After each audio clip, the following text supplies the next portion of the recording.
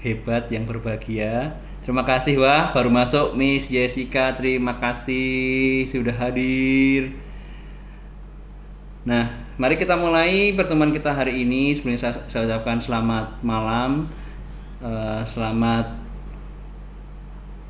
teman-teman yang sudah hadir di malam hari ini. Terima kasih untuk kita bisa bersama-sama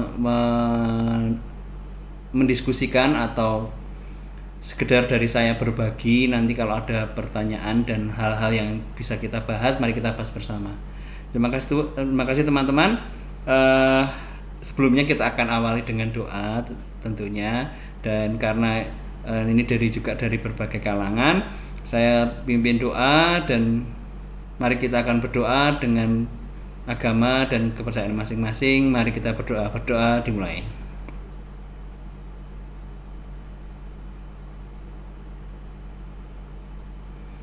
Berdoa selesai. Terima kasih teman-teman. Tujuan hari ini saya mendapatkan tugas dari CGP, Pendidikan Guru Penggerak, untuk saya bisa menyampaikan aksi nyata tentang budaya positif. Jadi sesinya sesi berbagi teman-teman. Jadi nanti silahkan teman-teman kalau ada pertanyaan atau ada apapun yang mau disampaikan boleh.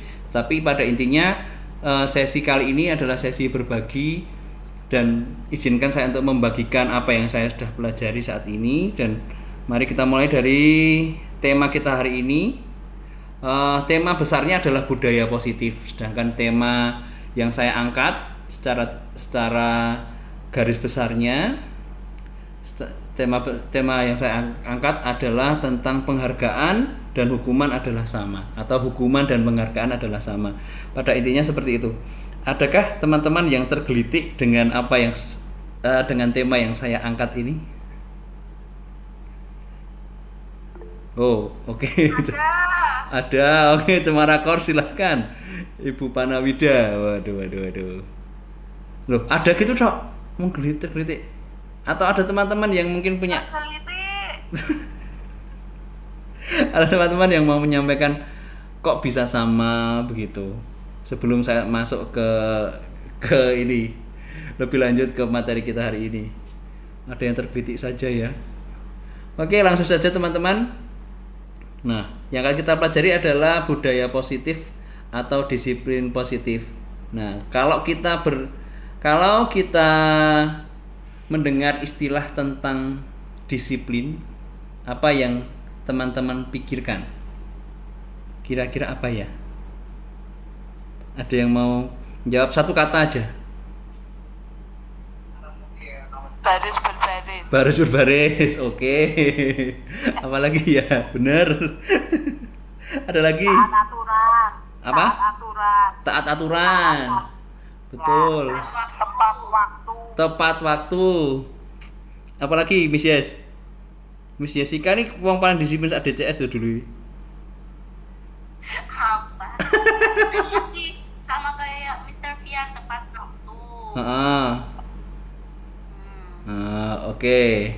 Ya, betul sekali teman-teman ya. Mungkin juga ada disiplin itu sangat dekat dengan aturan, sangat dekat dengan hukuman mungkin ya teman-teman ya. Nah, kita akan pelajari bersama-sama tentang disiplin ini berdasarkan, nah kalau teman-teman tahu ya, panutan kita dalam dunia pendidikan ini adalah Ki Hajar Dewantoro. Ki Hajar Dewantoro ini menyampaikan bahwa di mana ada kemerdekaan, disitulah harus ada disiplin yang kuat. Sesungguhnya disiplin itu bersifat self disiplin, yaitu kita sendiri yang mewajibkan kita dengan sekeras-kerasnya. Tetapi itu sama saja, sebab jikalau kita tidak cakap melakukan self disiplin, wajiblah penguasa lain mendisiplinkan kita. Dan peraturan demikian itulah harus ada dalam suasana yang merdeka. Nah, teman-teman, yang akan kita bahas hari ini adalah disiplin positif. Jadi kalau kita dengar dari Ki Hajar Dewantoro, kalau misalnya kita tidak bisa mendisiplinkan diri kita sendiri, pasti akan ada pihak lain yang akan mendisiplinkan kita. Nah, Disiplin positif ya teman-teman, yang akan kita bahas hari ini. Disiplin positif itu yang dimaksud apa? Jadi tujuan mulia dari penerapan disiplin positif adalah agar terbentuk murid-murid yang berkarakter, disiplin, santun, peduli, bertanggung jawab dan merupakan pembelajar sepanjang hayat sesuai dengan standar kompetensi lulusan yang diharapkan. Nah, disiplin positif ini teman-teman jadi disiplin yang tidak perlu kita ngoyo membuat aturan, kemudian kita ngoyo harus menghukum anak seperti itu. Jadi yang diharapkan dari disiplin positif itu disiplin dari diri sendiri. Jadi dengan begitu nanti anak-anak itu bisa tumbuh karakternya sendiri tentang disiplin itu sendiri. Nah, sementara teman-teman ya, nilai-nilai disiplin yang sudah kita pelajari tadi sangat berhubungan dengan kebajikan yang disebut dengan kebajikan universal atau nilai-nilai yang dianut seseorang. Sementara yang kita anut di sekolah saat ini, yang di sekolah terutama ya, yang kita anut adalah profil pelajar Pancasila. Kebajikan universal yang kita anut saat ini adalah profil pelajar Pancasila. Yang poin-poinnya teman-teman pasti sudah tahu sebagai guru dan harus tahu ya. Seperti yang sudah saya tampilkan, ada beriman, bertakwa kepada Tuhan, mandiri, bernalar kritis, berkebinekaan global, bergotong royong, kreatif. Nah, itu diterapkan dalam profil pelajar Pancasila. Bukan hanya di P5 ya, tetapi juga dalam pembelajaran kita sehari-hari. Nah, teman-teman, dari nilai-nilai prinsip mulai yang dianut seseorang atau kita sebut sebagai kebajikan universal ini, yang dituntut adalah bagaimana kita bisa menumbuhkan motivasi dalam diri murid, atau yang bisa kita lihat dari motivasi dalam diri kita sendiri. Nah, kalau kita lihat motivasi yang sudah kita pelajari tadi seharusnya adalah motivasi yang dari diri kita sendiri. Nah, teman-teman, di sini ada 3 motivasi atau 3 motivasi perilaku manusia. Ada tingkatannya, ada 3 sebenarnya. Saya mau buat tingkatan tapi kok kurang nyaman dilihat.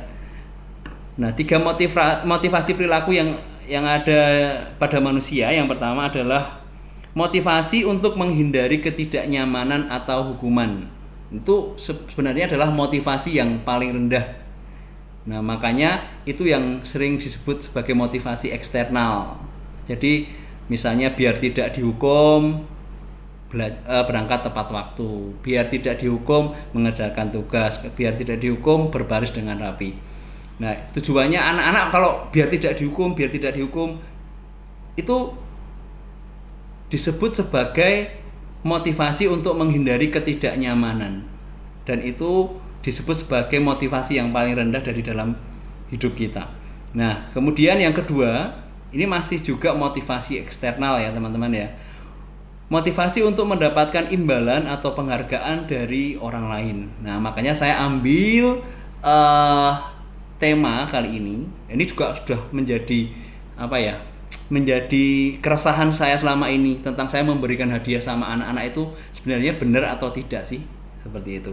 Nah, motivasi yang kedua ini tentang motivasi untuk mendapatkan imbalan atau mendapatkan penghargaan dari orang lain. Ini ya sudah lumayan baik lah, biar dapat pujian, kita berangkat kasih ya, biar dapat pujian dari kepala sekolah, biar mendapat pujian dari teman, biar dapat bonus. Ya, itu salah satu motivasi manusia.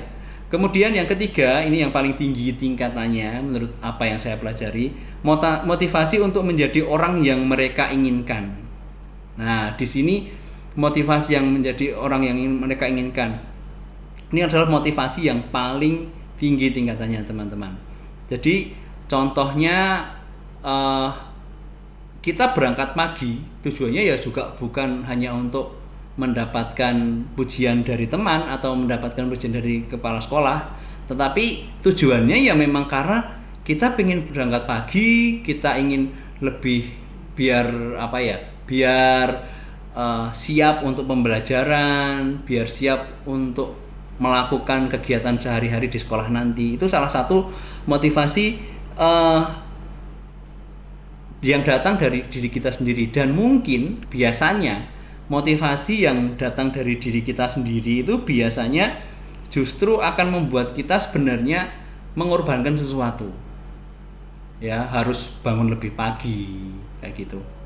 Ya, tetapi keuntungannya adalah kita bisa melakukannya dengan senang. Wah, bangun lebih pagi ya biar nanti bisa datang, bisa ketemu murid-murid, ngobrol-ngobrol dengan murid, mendengarkan murid itu seperti apa begitu.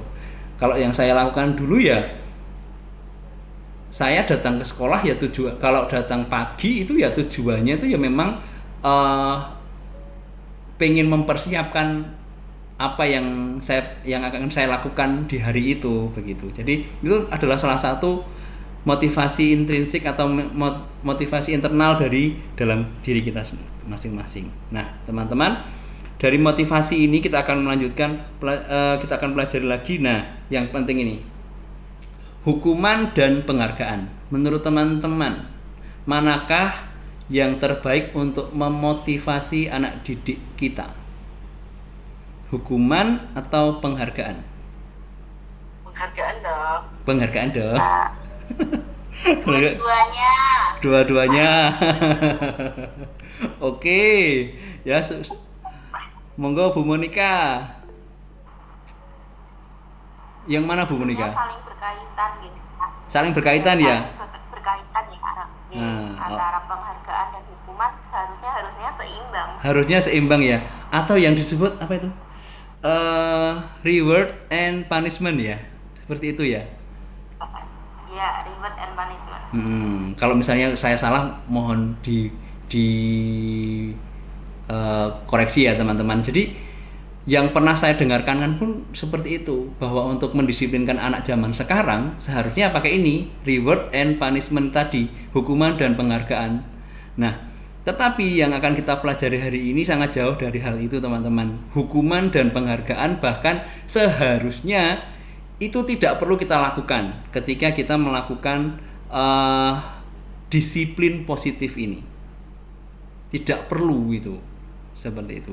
Kalau kita tujuannya hanya untuk mendisiplinkan anak dengan hukuman, mendisiplinkan anak dengan penghargaan, memberi hadiah kalau dia rajin, memberi hadiah kalau nilainya bagus, yang jelek terus piye? Biar termotivasi seperti itu.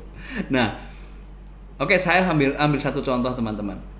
Ketika kita memberikan janji kepada anak-anak yang dapat nilai 80 ke atas, 80 sampai 100 akan mendapatkan hadiah buku misalnya.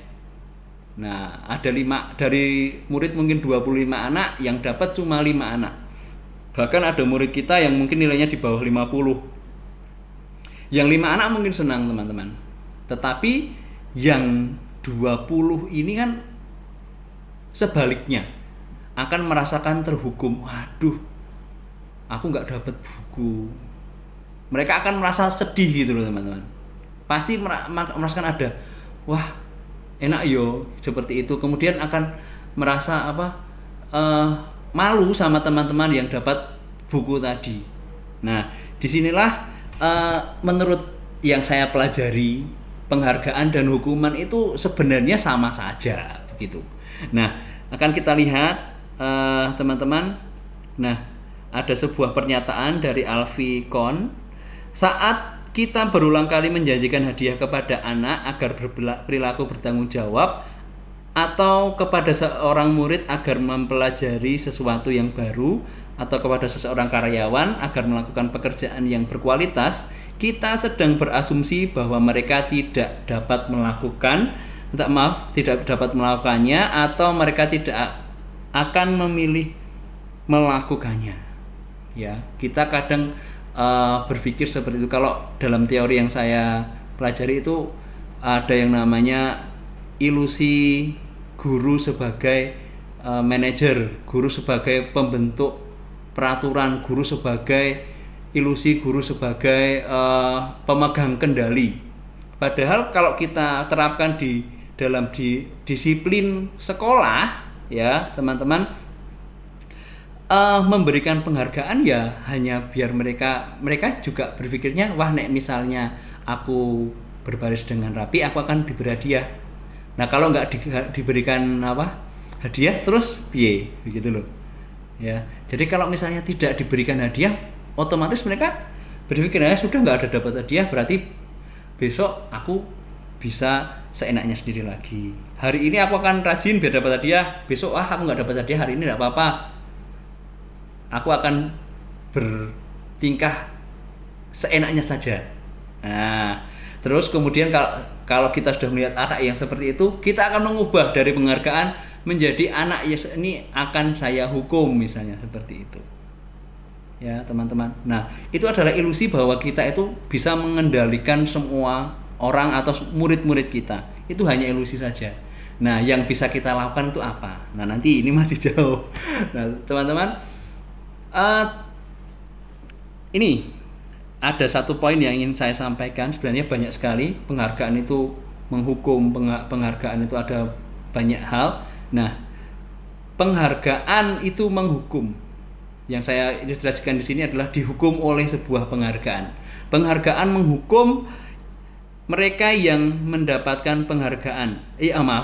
Penghargaan menghukum mereka yang tidak mendapatkan penghargaan. Misalnya dalam sistem ranking, mereka yang mendapatkan ranking kedua akan merasa paling dihukum. Ada teman-teman di sini yang sekolahnya masih menerapkan ranking? Ada. Sekolah saya juga masih. Di DCS masih enggak ya? Di Tritunggal masih? Ada TK Pak. Enggak ada ya? Bu Monika ada enggak Bu Monika? Ini yang di sekolah, kalau di sekolah yang lama tidak ada. Kalau yang sekolah sekarang sepertinya masih ada. Masih ada ya. Terima kasih Mami A4, Miss Debbie sudah bergabung. Ini kita sudah masuk ke penghargaan ya. Terima kasih teman-teman. Yuhu. Oke, kita sudah sampai dihukum oleh penghargaan ya teman-teman. Nah, sistem ranking sepengalaman saya dulu waktu mengajar di DCS itu sudah tidak ada. Dan saya sangat senang waktu itu. Sebelumnya saya mengajar di Ungaran itu juga masih ada, tetapi saya sendiri sudah mulai tidak memberikan ranking kepada murid-murid saya. Karena ya itu tahun berapa ya di Ungaran itu saya sekitar tahun 2014 atau 2013 itu saya sudah tidak memberikan ranking, teman-teman. Nah, ternyata ranking ini adalah walaupun seperti sebuah penghargaan, ternyata juga bisa menjadi sebuah hukuman. Bahkan bukan hukuman untuk mereka yang ranking paling pol belakang ya, paling akhir ya. Tetapi ternyata yang paling merasa dihukum adalah ranking 2. Apalagi ranking 2 ini nilainya terpaut satu nilai misalnya. Nilai ranking 1 891, ranking 2 890 tok. Nah, biasanya seperti itu sangat menyakitkan. Wah, seandainya. Bahkan ranking ini menimbulkan kompetisi yang tidak sehat. Saya pernah dengar cerita bahkan sampai 2 anak berselisih terus di dalam satu kelas, ranking 1 dan ranking 2 saling kejar-kejaran, bahkan sampai orang tuanya juga ikut saling istilahnya berkompetisi juga, orang tuanya jadi nggak akur begitu, walaupun itu hanya masalah ranking oleh anak-anaknya. Jadi sebenarnya dimanapun berada saya sudah tidak setuju, saya sudah tidak cocok dengan ranking sejak dulu, karena ya kompetisinya tidak sehat begitu. Nah, terima kasih. Kemudian teman-teman, dihukum oleh penghargaan. Memberikan penghargaan dan hukuman adalah hal yang sama, karena keduanya mencoba mengendalikan perilaku seseorang. Ya, sudah kita bahas tadi, biasanya kita memberikan penghargaan, hadiah, permen, es krim, ya. Itu untuk anak-anak yang rajin, untuk anak yang pinter-pinter, untuk anak yang manis, duduk manis, ya. Nah, mereka akan berpikir, wah, biar dapat es krim, seperti itu. Memang sih menimbulkan motivasi, tapi yang kita pahami saat ini, motivasi itu motivasinya masih motivasi eksternal, ya teman-teman. Nah, tidak saya panjangkan tentang dihukum oleh penghargaan ini, teman-teman. Nah, terus solusinya apa? Begitu loh.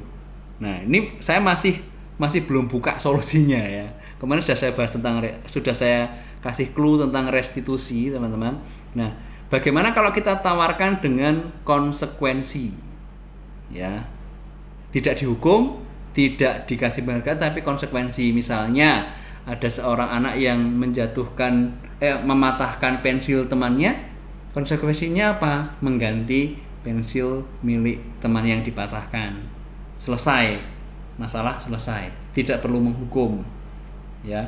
Anak mengerjakan tugas selesai, sampai kalau selesai dapat 100, betul semua dapat 100, selesai tidak selesai misalnya tapi betul bisa dapat 50, sesuai aja, konsekuensi namanya.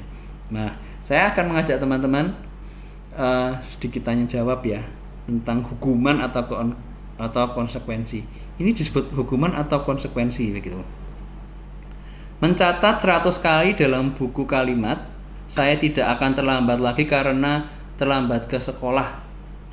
Ini konsekuensi apa hukuman, teman-teman, kira-kira?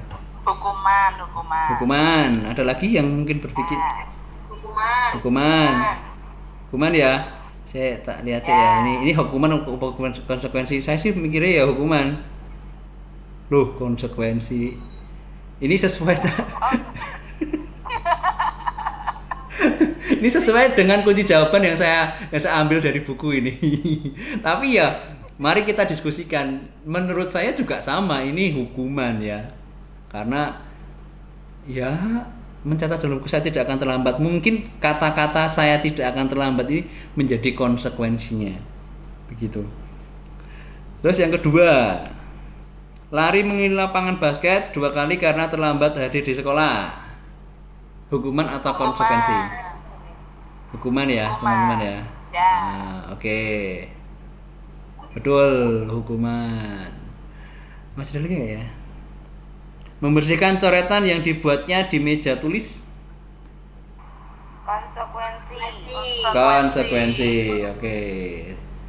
Pinter-pinter loh. Aku dewe mau salah nggak kunci, ya.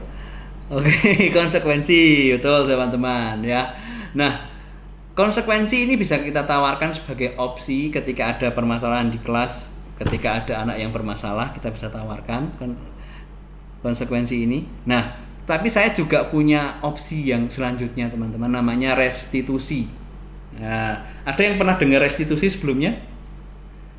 Ini ada Ibu Stefani. Apakah pernah?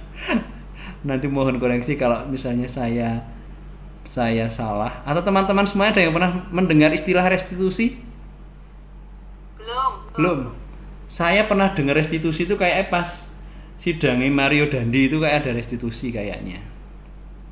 Kayak restitusi kata-katanya itu.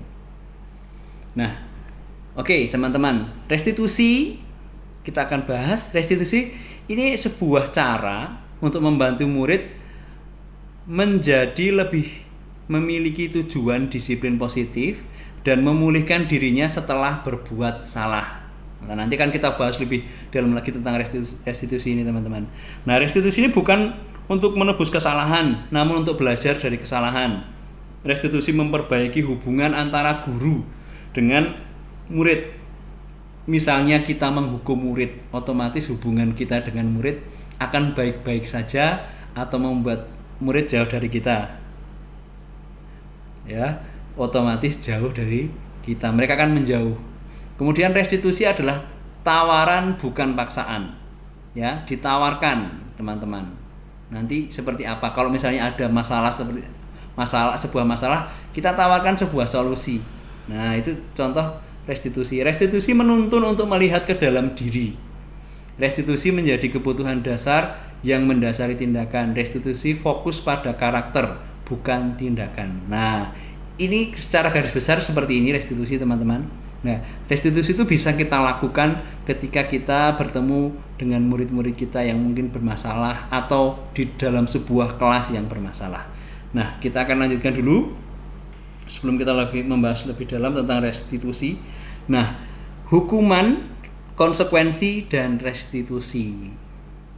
Nah, di sini teman-teman ada pokok-pokok yang kita bahas tentang hukuman, efek-efeknya. Ketika kita menghukum, ya, terjadi sesuatu yang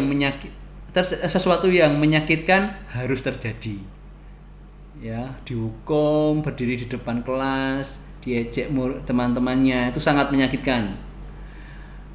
Kemudian kalau konsekuensi, sesuatu harus terjadi. Misalnya tidak mengerjakan PR, yang mungkin dikerjakan, tidak istirahat, ya, di dalam kelas mengerjakan PR, misalnya seperti itu, sebuah konsekuensi.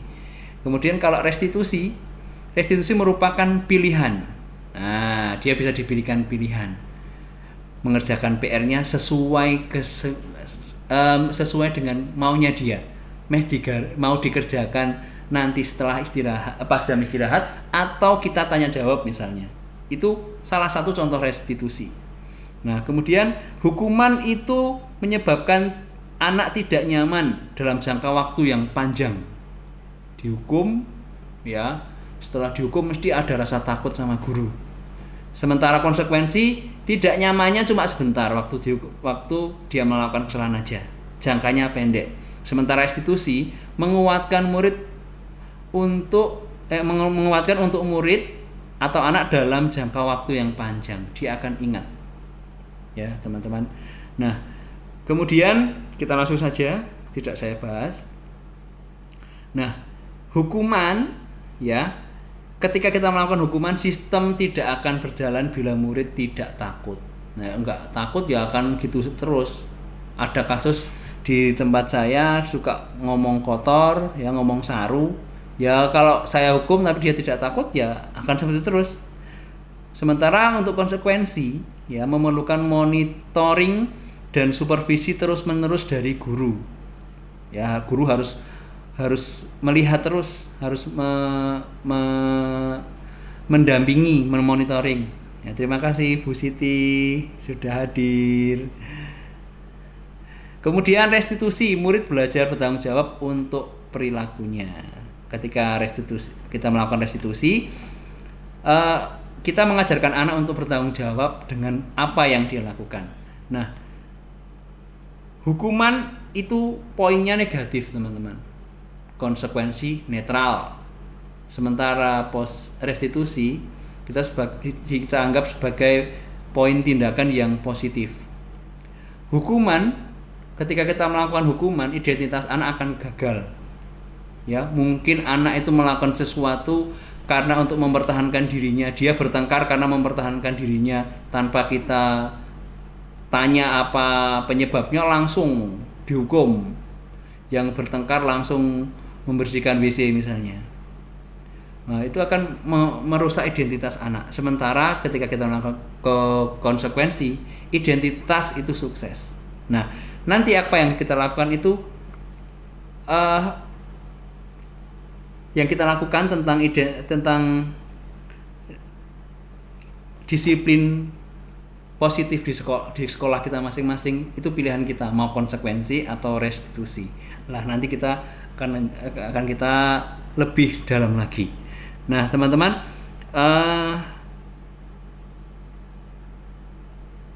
maaf, ini akan saya lewati dulu karena poinnya terlalu banyak kalau saya berikan semuanya.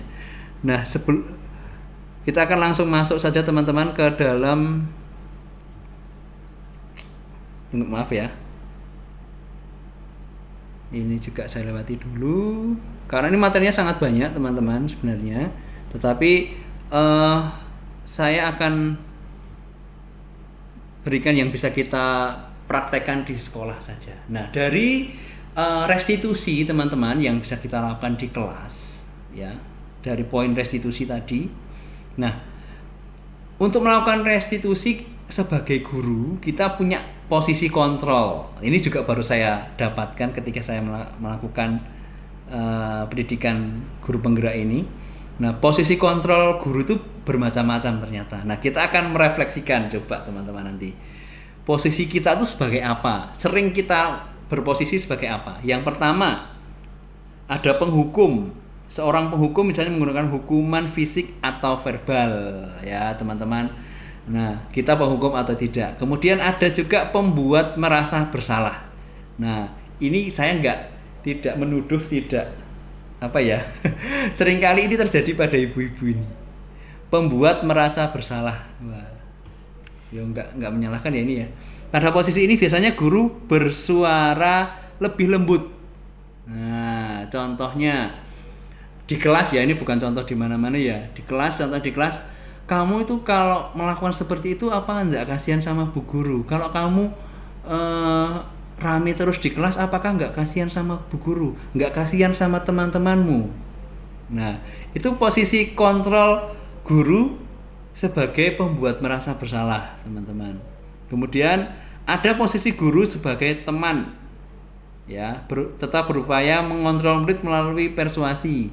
Misalnya posisi guru sebagai teman itu kalau ada masalah dengan murid, ditemani. Misalnya muridnya itu coret-coret meja, kalau kita tadi konsekuensinya kamu harus menghapus ini coretanmu. Nah, kamu hapus, nanti Pak Yoyo bantu misalnya. Itu posisi kita sebagai teman.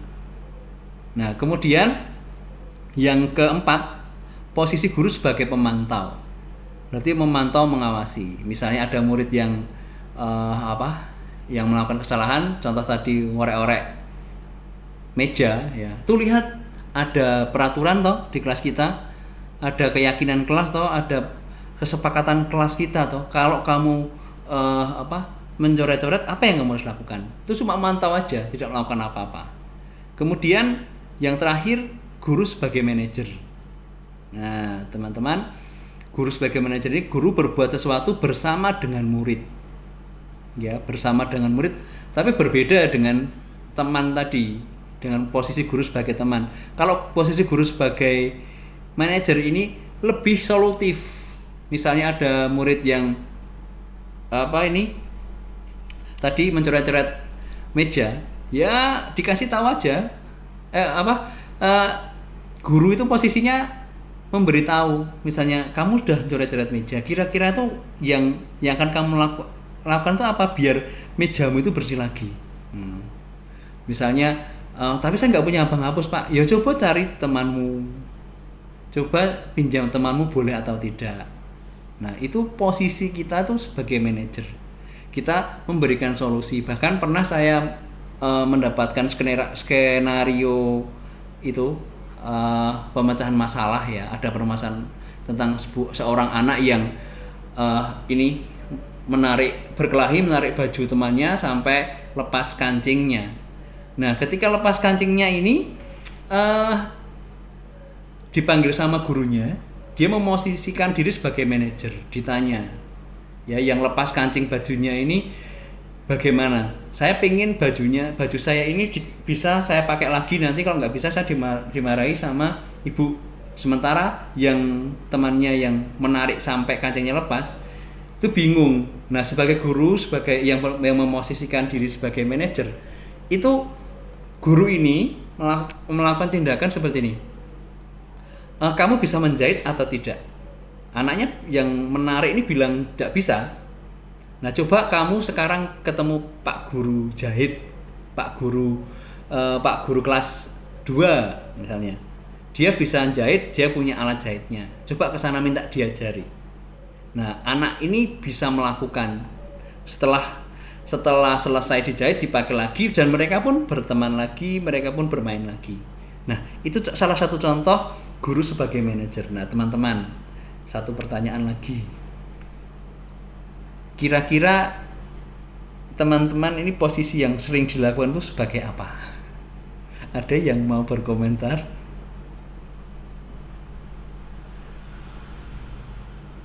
Kalau Miss Junita atau Bu Monica sebagai apa, Mas? Kadang ya Teman, pemantau, hampir semuanya sebetulnya, Pak. Hampir semuanya ya. Membuat merasa bersalah juga ya. Gak kasihan sama gurumu gitu ya. Ya, nah posisi mana? Ya memang seringkali kita. Ya kan kadang seperti itu juga terjadi. Ya, ya. Nah memang kasusnya berbeda-beda dan mungkin tidak bisa kita hanya sebagai manajer terus. Mungkin kasusnya berbeda-beda. Nah dari posisi yang terbaik teman-teman ya yang pernah saya pelajari, ya yang saya pelajari sih posisinya sebagai manajer tentu saja. Ya, kita bisa memanage kelas, bisa memanage anak-anak kita begitu. Nah, kita lanjutkan lagi. Dari kita pelajari posisi kontrol guru ini, ya, kita akan pelajari teman-teman tentang segitiga restitusi. Nah, ini sudah mau sampai ke poin penyampaian saya, apa yang ingin saya sampaikan tadi tentang budaya positif di sekolah. Nah, kita akan belajar tentang segitiga restitusi yang bisa kita lakukan untuk melakukan budaya positif di sekolah ketika kita menghadapi sebuah permasalahan di kelas. Ya, teman-teman. Nah, segitiga restitusi ini dimulai dari yang pertama, yang paling bawah. Ini saya tidak bisa ngasih pointer di sini ya. Yang paling bawah itu menstabilkan identitas. Ya. Kemudian yang kedua, memvalidasi tindakan yang salah, dan yang terakhir menanyakan keyakinan kelas atau menanyakan keyakinan apa yang diyakini oleh murid. Nah, kemudian saya lanjutkan. Bagian dasar dari segitiga bertujuan untuk mengubah identitas anak dari yang gagal karena melakukan kesalahan menjadi orang yang sukses. Sukses yang dimasukkan di sini ini adalah sukses untuk mengembalikan identitas dirinya. Dia itu tidak merasa yang paling salah terus. Misalnya dia habis kasus di kelasnya misalnya habis mengejek muridnya, mengejek temannya sampai nangis, ya, dia memang tahu itu salah, ya, tetapi dia tidak akan, ketika ketemu gurunya itu tidak akan takut, tidak akan merasa orang yang paling salah, orang yang akan paling dihakimi, bahkan merasa wah bariki aku dilapor ke polisi piye gitu ya. Nah, yang pertama dilakukan adalah menstabilkan identitas teman-teman. Kemudian yang kedua, setiap tindakan yang kita lakukan setiap tindakan itu dengan suatu tujuan, yaitu memenuhi kebutuhan dasar. Ya, dan yang ketiga, teori kontrol menyatakan bahwa kita pada dasarnya termotivasi secara internal, menanyakan keyakinan yang ketiga. Jadi kita memotivasi secara internal. Yang benar itu seperti apa sih? Nah, kita akan lanjutkan ke poin yang selanjutnya.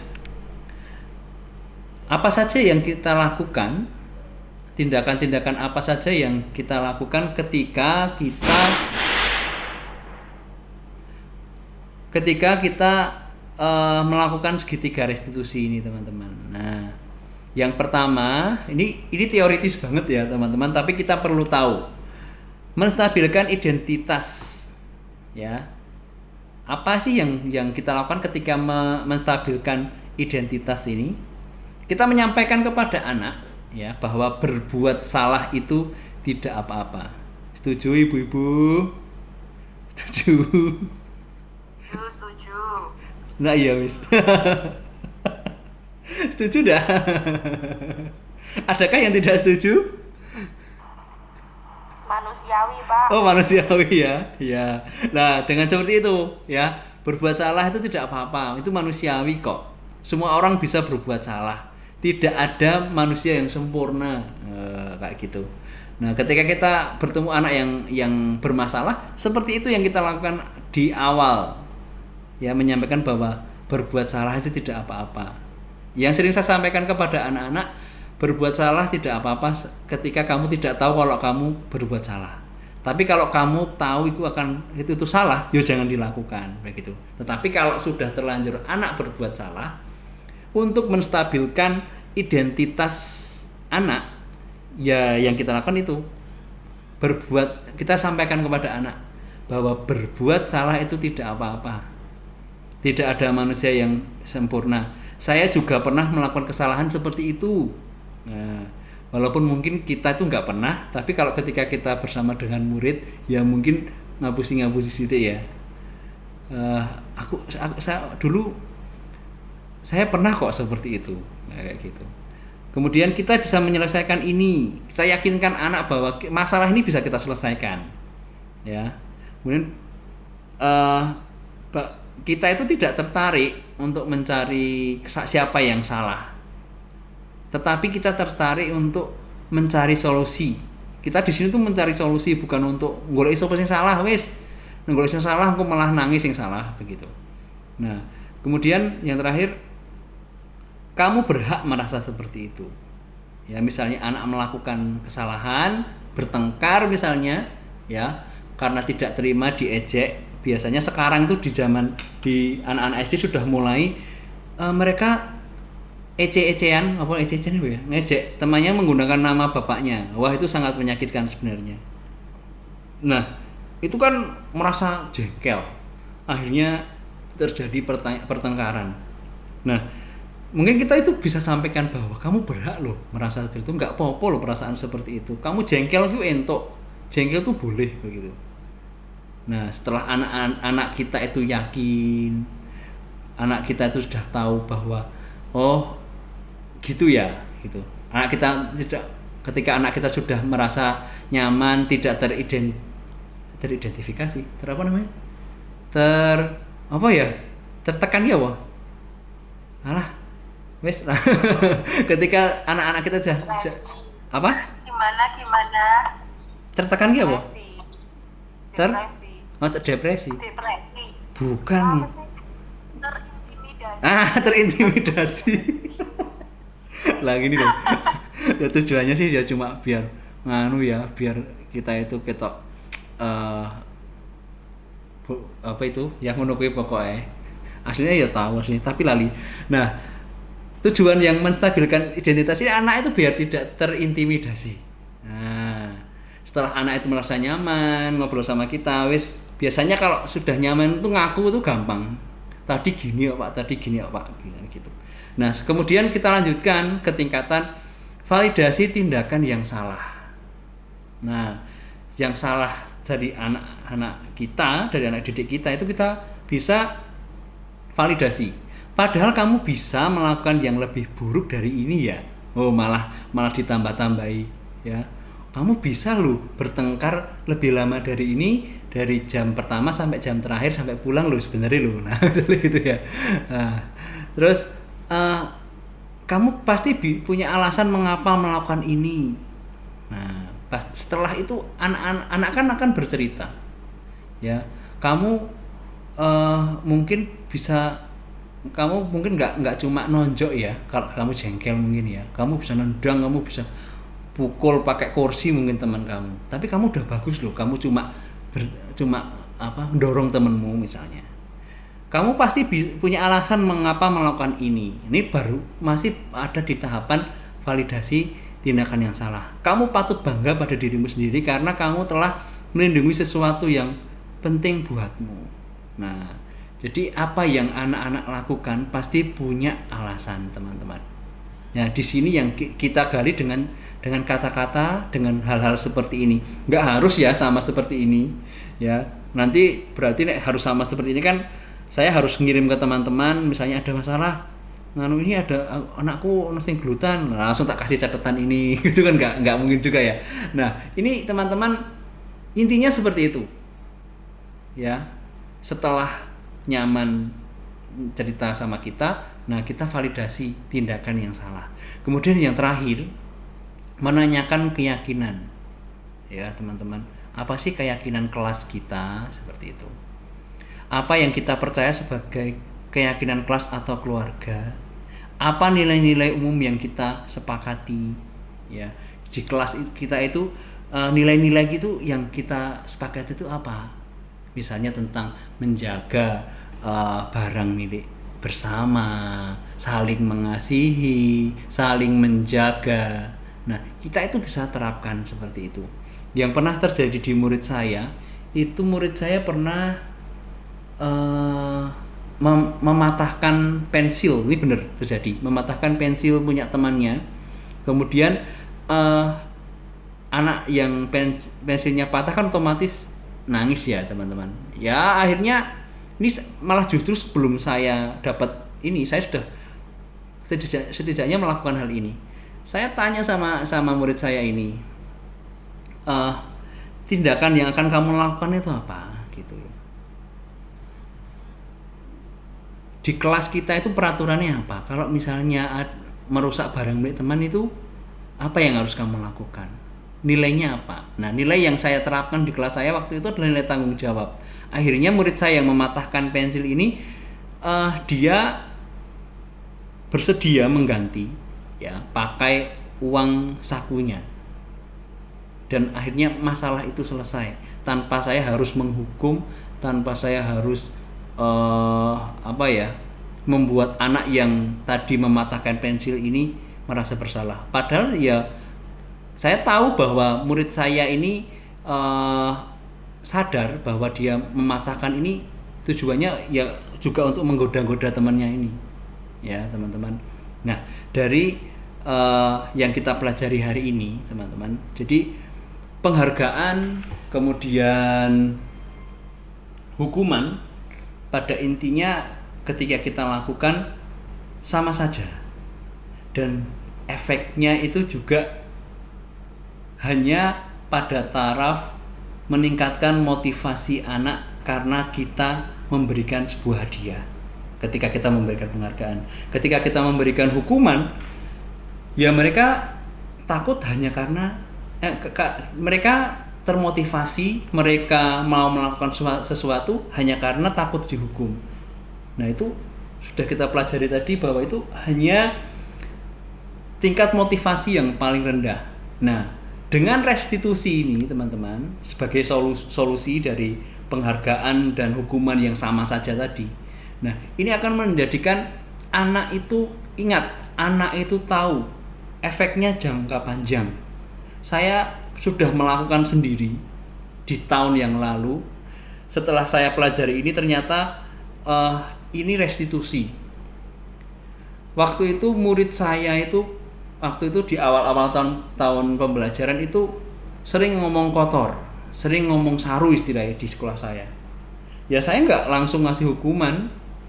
Saya pernah dulu lihat teman saya memberikan hukuman kepada anak yang sering ngomong saru, ngomong kotor, dikasih megafon, megacot ya, suruh ngomong hal-hal yang baik ya. Tadi dia ngomong saru, dia suruh ngomong yang good word ya. Setelah ngomong bad word, dia dibalik good word apa mis ya, ngomongnya ngono ya kayak ya. Nah, ngomong-ngomong seperti itu waktu jam istirahat, mungkin teman-teman DCS masih ingat siapa muridnya ya. Itu menurut teman-teman ketika seperti itu masuk konsekuensi atau hukuman ya? Ada yang bisa berpendapat? Konsekuensi atau hukuman itu teman-teman? Hukuman ya? Hukuman? Cenderung ke hukuman ya? Karena itu di depan kelas, jam istirahat, dan semua teman-temannya melihat. Dan itu juga saya lihat tidak ada efeknya. Setelah itu ya ini saya nggak menjelek-jelekan apa yang sudah terjadi ya teman-teman. Saya hanya sharing saja. Ketika jam pelajaran saya atau bertemu dengan saya ya masih ngomongnya seperti itu. Nah, saya pernah berpikir untuk melakukan itu di sekolah saya. Tetapi waktu terjadi di kelas saya, akhirnya saya mengajak mereka berbicara. Dan ternyata yang saya lakukan itu hampir sama kayak restitusi tadi. Ketika menstabilkan identitas, saya pernah bilang bahwa dulu waktu Pak Yu kecil ngomongnya saru juga gitu. Bahkan lagunya lagu Satria Baja Hitam itu tak buat saru ya, nyanyi di jalan-jalan gitu. Nah, orang ya lihat ya sepertinya ketawa-ketawa, ya. Tapi setelah sampai rumah, yo diseneni sama orang tua. Saya menyampaikan itu di rumah. Kalau di rumah saya menyampaikan itu di kelas saya. Ngomong kayak gitu, entuk ora? Saya bilang sama murid-murid saya. Nek kamu nggak tahu artinya, entuk. Tapi sekarang tak kasih tahu artinya. Itu tidak boleh karena salah. Ya. Kemudian saya hubungkan dengan hubungkan dengan keyakinan kelas, peraturan kelas kita bagaimana. Terus ada yang nyeletuk satu murid saya, tapi kan dia melakukannya setelah pulang sekolah, Pak. Nah, seperti itu. Nah, sekarang keyakinan agamamu bagaimana? Saya hubungkan ke situ. Di agamamu tuh ngomong saru itu apa? Saya bilang gitu.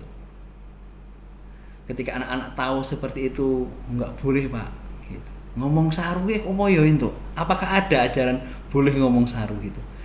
Ketika saya bilang seperti itu, saya kembalikan keyakinan yang mereka miliki. Akhirnya mereka tumbuh motivasi dari dalam dirinya sendiri, ya, dari apa yang mereka yakini. Mereka akan melakukan hal-hal yang mereka akan merubah dari yang berkata kotor menjadi oh berarti ini nggak boleh, berarti nggak akan katakan ini lagi. Setelah saya melakukan itu, laporan tentang ngomong saru, ngomong elek itu menurun, teman-teman.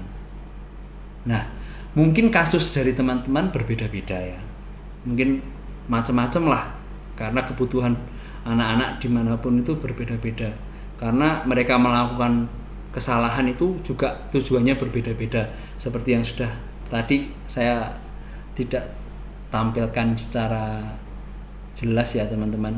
Kebutuhan manusia itu kan bermacam-macam ya.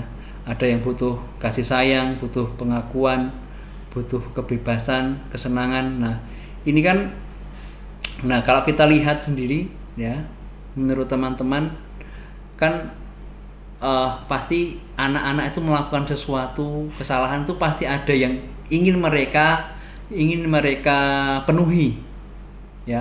Kalau mereka senengin ngejek teman, ya ada kesenangan ketika ngejek temannya ya. Apakah kebutuhan seperti itu harus dipenuhi? Kita bisa diskusikan dengan anak yang melakukan hal tersebut. Nah, oke. Sebelum saya putarkan sebuah video, ya saya punya video. Nah, saya ingin bertanya dulu sama teman-teman, mana yang dianggap paling terpenuhi, setengah terpenuhi, atau seperempat kosong? Apa yang menghalangi gelas paling sedikit untuk terisi lebih banyak? Siapa ya? Coba satu saja. Siapa teman-teman? Coba Bu Monika. Kasih sayang yang paling terpenuhi yang mana, Bu Monika? Yang paling terpenuhi itu kesenangan. Kesenangan. Yang paling sedikit. Ini pendapat saya ya, Pak. Ya. paling terpenuhi itu kesenangan. Kemudian setengah itu kebebasan. Pengakuan, kasih sayang. Merasa yang kasih sayang paling sedikit ya. Nah, kira-kira yang menghalangi gelas yang paling sedikit itu apa, Bu Monika? Kalau di tempat saya ya, Pak, kadang tuh ada anak-anak yang broken home seperti itu. Nah, terus kadang kan kalau sekolah juga dititip ke kembahnya, gitu. Itu kan bentuk kasih sayang dari orang tua yang lengkap kan tidak ada, kurang. Jadi, kalau saya rasa seperti itu. Ya, nah. Yang saya alami ya, Pak, yang di sekolah saya itu aja anak-anak, ya namanya juga anak desa nih, Pak. Ya begitu. Oke, terima kasih. Ya, Bu Monika, pertanyaan saya terus, biasanya Mas dari kebutuhan kasih sayang yang tidak terpenuhi ini, kira-kira permasalahan yang terjadi itu apa, Bu Monika? Adakah permasalahan yang terjadi? Gimana, Pak? Permasalahan yang terjadi akibat dari kasih sayang yang belum terpenuhi itu biasanya masalah yang sering terjadi itu apa coba menikah? Biasanya Pak, kalau yang saya itu ya, mereka itu cari perhatian. Ya entah nanti biasanya gini, nanti sebentar apa ya, alah kesenggol sidik ngono ya jadi masalah gitu. Itu ada Pak, soalnya murid saya itu tiap hari itu seperti itu. Oh ternyata memang di rumah ada beberapa hal ya memang kasih sayangnya belum terpenuhi lah kalau saya bilang. Gitu. Baik, terima kasih. Nah, jadi berarti dari kebutuhan yang tidak terpenuhi itu memang akan menimbulkan masalah. Nah, tujuan saya juga tidak ingin mengajak teman-teman diskusi terus solusinya apa, enggak ya, tetapi ketika terjadi permasalahan di sekolah, paling tidak kita tahu dasar anak ini seperti apa, anak ini karakternya seperti apa, kebutuhannya apa. Dengan begitu kan kita tidak langsung serta-merta bisa langsung tak hukum, langsung tak kasih konsekuensi kan, enggak gitu. Jadi kita bisa melakukan restitusi tadi. Jadi kita bisa mengajak anak itu berpikir, mengajak anak ini berbicara, apa sih masalahnya begitu. Nah, demikian teman-teman tentang restitusi. Nah, akan saya tutup sebelum nanti mungkin kita akan bisa mungkin sharing atau tanya jawab sebentar. Saya punya sebuah video teman-teman. Sebuah video tentang tentang praktek saya. Ini nggak apa-apa lah, saya agak isin dikit, nggak apa-apa ya. Agak memalukan sedikit ini, saya isin saja nih. Saya agak malu dengan video saya sendiri. Sebentar, saya akan tampilkan.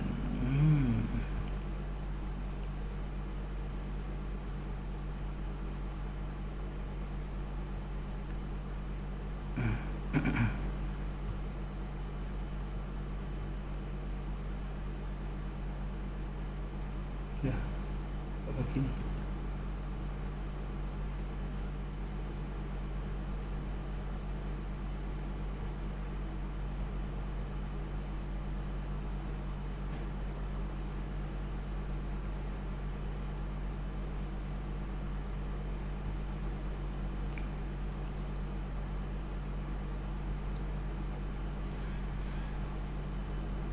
Maaf ini agak lelet, jadi saya tampilkan yang ini. Oke.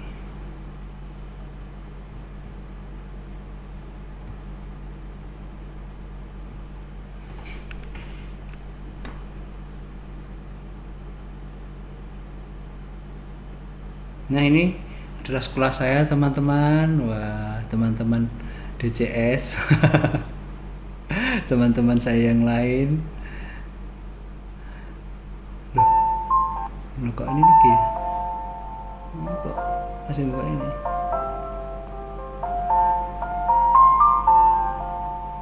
Sudah tampil belum ya?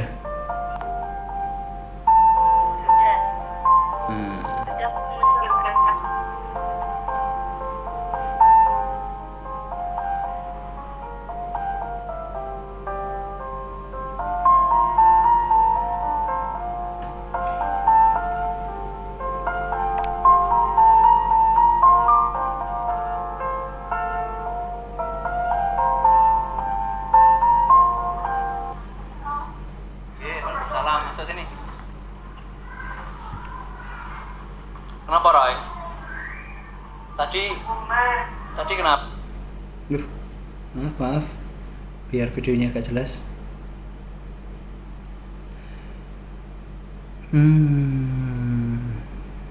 Apa? Vina kok bilang kamu jadinya ngomong kotor?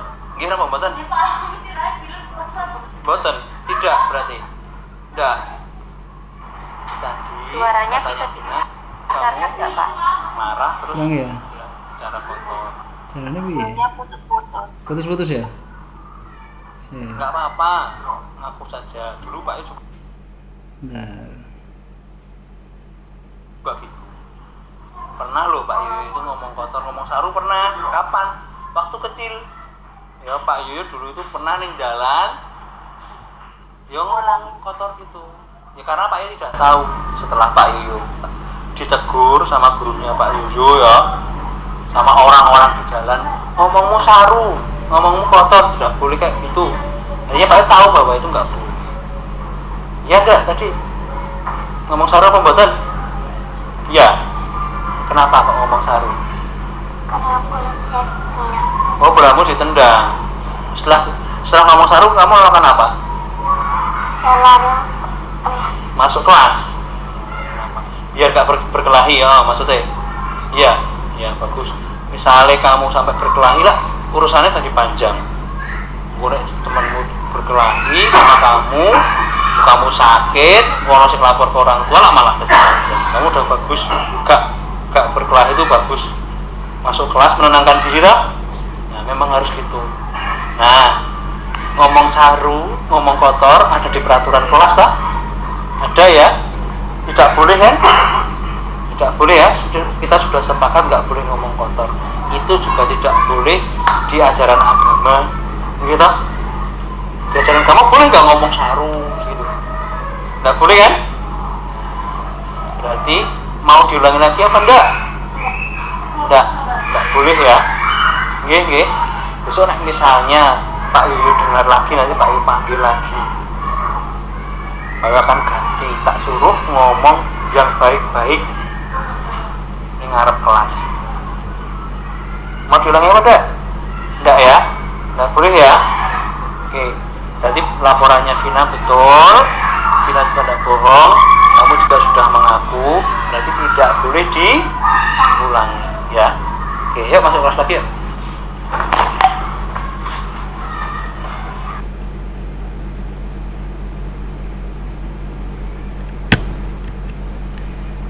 Oke, aduh ini caranya kelas B.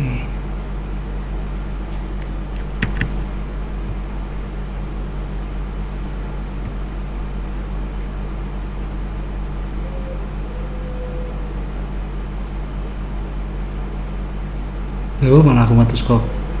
Nah, gitu nih.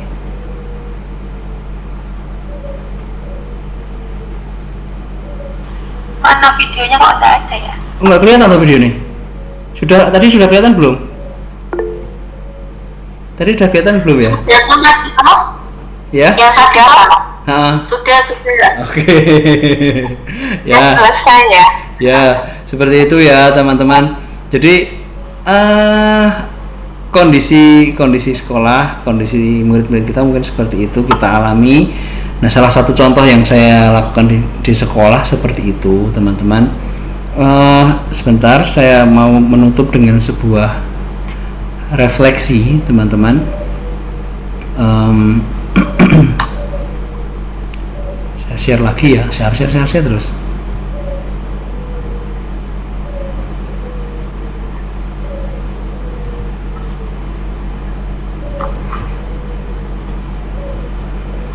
Oke. Belum ding.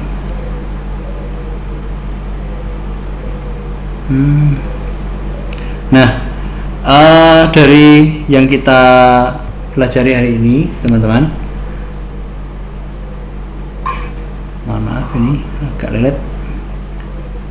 Apa yang teman-teman atau Bapak Ibu semua dapatkan dari sesi berbagi hari ini? Ada yang saya minta 1 atau 2 teman-teman bisa angkat tangan? Bisa angkat tangan? Kalau semua. Ada yang mau memberikan saya masukan umpan balik apa yang sudah kita pelajari hari ini?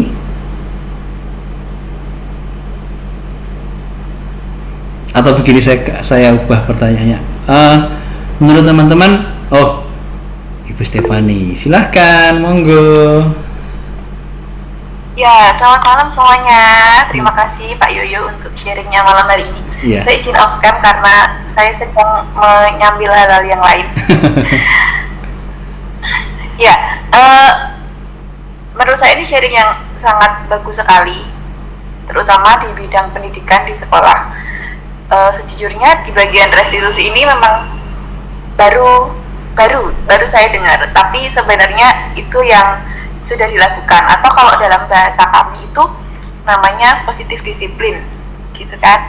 Nah, uh, apa namanya, kalau bahasa sederhananya sih lebih ke melakukan validasi emosi, lalu kemudian fokus kepada hal-hal positif yang sudah dilakukan ke anak-anak, dan kemudian dilanjutkan dengan harapan-harapan apa saja yang kita harapkan dari, atau kita harapkan anak-anak akan melakukan ini gitu. Tapi kalau saya boleh sharing satu hal atau merangkum dari semua yang sudah disampaikan Pak Yuyu tadi, saya menangkap satu kalimat: koneksi untuk koreksi.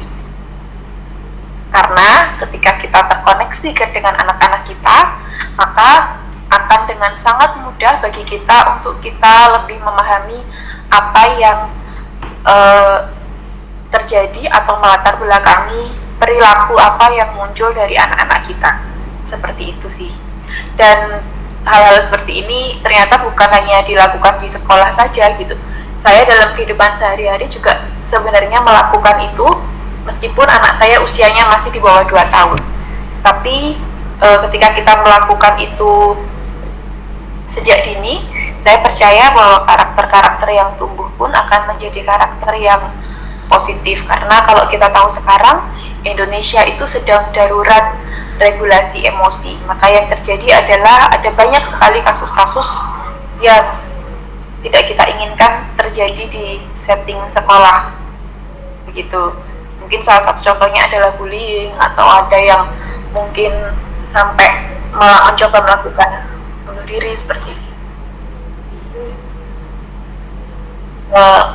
Semoga dengan satu langkah baik dari Pak Yuyu untuk sharing ini, dan kemudian ada teman-teman dari guru juga saling berbagi di sini, mudah-mudahan ini menjadi satu langkah yang baik untuk kita membentuk generasi yang lebih baik ke depan. Itu saja. Terima kasih. Terima kasih. Semangat untuk Pak Yuyu dan teman-teman guru semua. Mudah-mudahan kita bisa berkolaborasi. Amin. Terima kasih. Sip. Oke, terima kasih Bu Stefani Widya. Wah, kita berikan aplaus semuanya ya. Ada lagi teman-teman. Nah, yang bisa saya ambil tadi, koneksi untuk koreksi. Luar biasa loh. Ini bisa kita terapkan memang di rumah kita sama anak-anak kita ya. Nah, silakan, mungkin ada lagi teman-teman yang mau menyampaikan sesuatu lah. Satu lagi wis, tak kasih kesempatan. Ada lagi? Boleh angkat tangan atau langsung open mic-nya saja.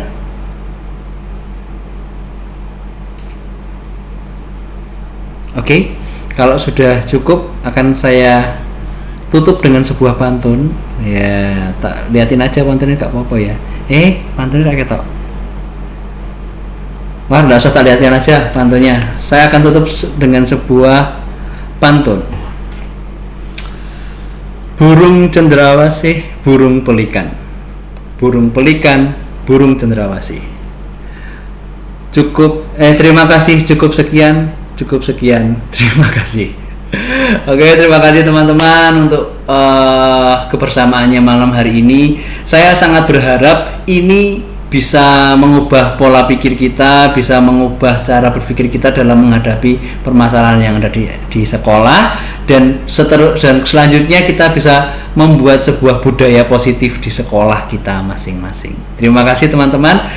Boleh nggak ya kalau kita on cam sebentar? On cam sebentar, nanti kita akan saya screenshot ya yang bisa saja. Oke, sebentar, terima kasih.